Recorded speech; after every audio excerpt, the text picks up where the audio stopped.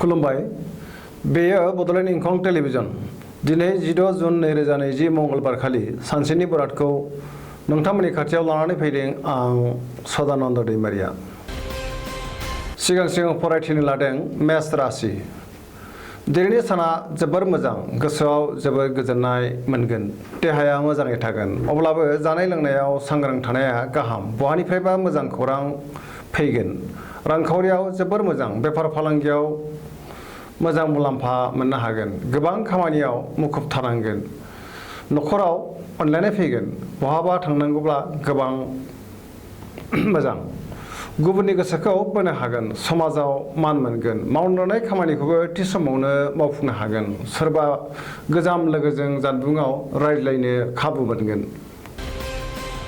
वृष राशि दिनैनि साना बारा मोजां नङा गोसोखौ जोबोर उसुखुथु मोनगोन गुबुननि थाखाय खहा जानांनो हागौ गोसोनि बोलोआ अब्लाबो बांगोन मावनो लानाय खामानिखौ मावफुंनोबो हागोन समाजाव मान मोनगोन रांखावरियाव बारा मोजां नङा बेफार फालांगियाव मोजांद्राय नङा बहाबा थाङोब्ला मोजां न'खराव बिसि फिसायनि गेजेराव अनलायनाय फैगोन देहाया मोजाङै थागोन गुबुननि हेफाजाब मोननाय नङा मिथुन राशि दिनैनि साना जोबोर मोजां गोसोखौ जोबोर गोजोननाय मोनगोन देहाया मोजाङै थागोन अब्लाबो जानाय लोंनायाव सांग्रां जानाया गाहाम रांखावरियाव मोजां बेफार फालांगियाव मोजां मुलाम्फा मोननो हागोन न'खराव अनलायनाय फैगोन समाजाव मान मोनगोन गोसोनि बोलोआ बांगोन मावनो लानाय खामानिखौ थि समावनो मावफुंनो हागोन सेंग्रा सिख्लाफ्रा दिनै जोबोर रमान्टिक जागोन फरायसाफ्रा फरायनायाव गोसो दुंगोन सोरबा लोगोनिफ्राय मोजां खौरां मोनगोन कर्कट राशि दिनैनि साना जोबोर मोजां गोसोआव जोबोर गोजोननाय फैगोन मावनो लानाय खामानिखौ थि समावनो मावफुंनो हानानै गोसोखौ जोबोर गोजोननाय मोनगोन रांखावरियाव मोजां बेफार फालांगियावबो मोजां देहाया मोजाङै थागोन गुबुननि हेफाजाब मोननो हागोन न'खराव अनलायनाय फैगोन गोथों आरो गोग्गो साननो रोंगोन जेरावबो देरहासार जागोन सिंह राशि दिनैनि साना बारा मोजां नङा गोसोआव गुलाय गुजाय साननाय फैगोन मावनो लानाय खामानिखौबो थि समाव मावफुंनो हानाय नङा सोरबा लोगोआ खहा खालामनो नाजागोन सुथुरा बांगोन रांखावरियाव मोजांद्राय नङा गोबां धोननि खहा जानो हागौ बेफार फालांगियाव मोजांद्राय नङा गोसोनि साननायखौ गुबुननो दाफोरमाय नङाब्ला गुबुना फोथायनाय नङा आरो उल्थासो बुजिगोन सोरबा लोगोजों सन्देह खालामजागोन न'खराव अनलायनाय फैगोन कन्या राशि दिनैनि साना जोबोर मोजां गोसोखौ जोबोर गोजोननाय मोनगोन सुथुरखौ फेजेननो हागोन जेरावबो देरहासार जागोन गुबुननि गोसोखौ बोनो हागोन बहानिफ्रायबा हरखाबै मोजां खौरां फैनो हागौ रांखावरियाव जोबोर मोजां होनजायो मोननो गोनां धोनखौबो दिनै मोननो हागोन बेफार फालांगियाव मोजां मुलाम्फा मोनगोन देहाया मोजाङै थागोन गोबां सुबुंखौ लोगो मोनगोन न'खराव अनलायनाय फैगोन गोबां खामानियाव मुखुब थानांगोन सेंग्रा सिख्लाफ्रा गोसोनि साननायखौ फोरमायलायनो हागोन तुला राशि दिनैनि साना मोजां आरो गाज्रिनि गेजेरजों बाबेनलांगोन गोसोनि बोलोआ बांगोन गोबां धोन मोननो हागोन गोसोनि साननायफोरा जाफुंगोन खामानिखौ मावफुंनो हागोन देहाया मोजाङै थागोन रांखावरियाव मोजां मोननो गोनां धोनखौ मोननो हागोन न'खराव बिसि फिसायनि गेजेराव अनलायनाय फैगोन समाजाव मान मोनगोन बेफार फालांगियाव मोजां मुलाम्फा मोननो हागोन सोरबा लोगोनि हेफाजाब मोनगोन अदेबानि मोनाबिलि समाव देहाखौ लोमजानाय मोनगोन वृश्चिक राशि दिनैनि साना जोबोर मोजां गोसोखौ जोबोर गोजोननाय मोनगोन गोसोनि बोलोआ बांगोन मावनो लानाय खामानिखौबो थि समावनो मावफुंनो हागोन गोसोनि साननाया जाफुंगोन समाजाव मान मोनगोन न'खराव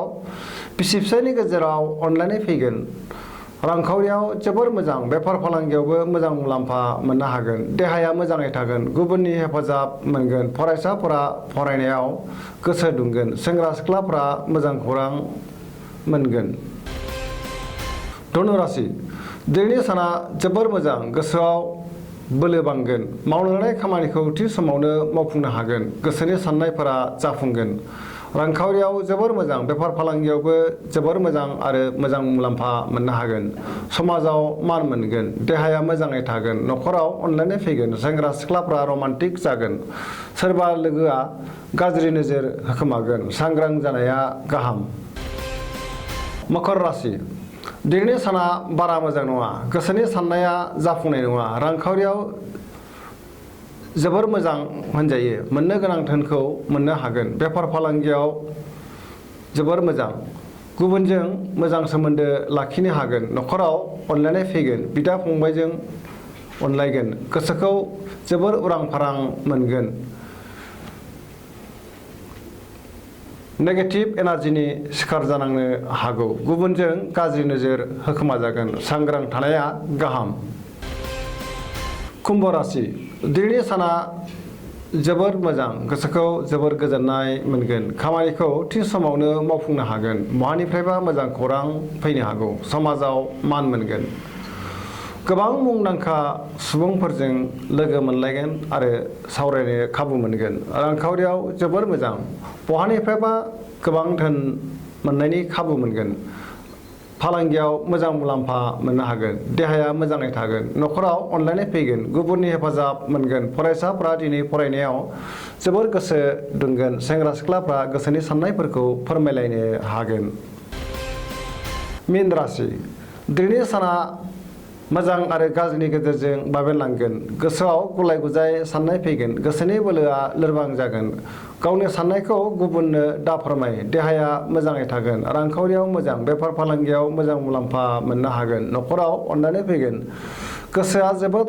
रमान्टिक जागोन बहाबा दावबायहैनो खाबु मोनगोन दिनैनि राशि फरायथिया एसेनोसै जोबनायाव बेखौनो खावलायो जाहाथे नोंथांमोना सानफ्रामबो जोंनि बे बड'लेण्ड इंखं टेलिभिजनखौ नायबाय थायो आरो साबस्क्राइब खालामो एसेनोसै गोजोन्थों।